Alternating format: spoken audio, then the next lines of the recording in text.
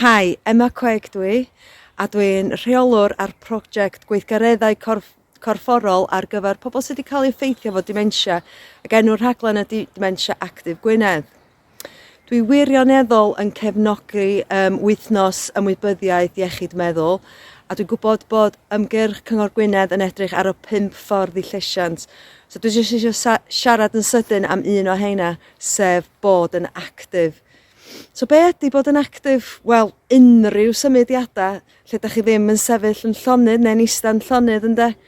So, sa'n gallu bod yn mynd allan a wneud chydig o garddio, sa'n gallu bod rhoid eich cerddoriaeth arbennig ymlaen, favourite track chi, ymlaen a just dawnsio rownd y tŷ fel bod neb yn gwylio. Beth am mynd am dro? Siŵr bod pawb yn gallu mynd am dro o lle maen nhw'n byw. Sbiwch lle dwi heddiw. Dwi'n wedi gorfod mynd yn bell, ond dwi wedi gorfod symud i gael yn hyn i fan hyn. Dwi allan yn yr awyr agored, dwi allan yn natur, dwi'n cael chydig o vitamin D heddiw efo'r haul allan. Mae'n gorfod bod yn dda i'r enaid dydy, mae'n gorfod bod yn dda i'r llesiant.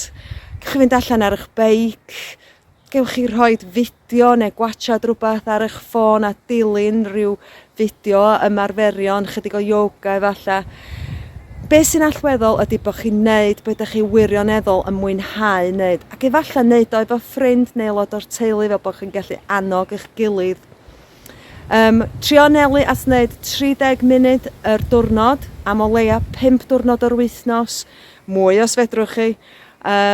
Gwneud hanner yn y fo'n bore, hanner yn pnawn, beth bynnag sy'n siwtio chi, a rhywbeth da chi'n licio, da chi'n mynd i sticio iddo fo wedyn.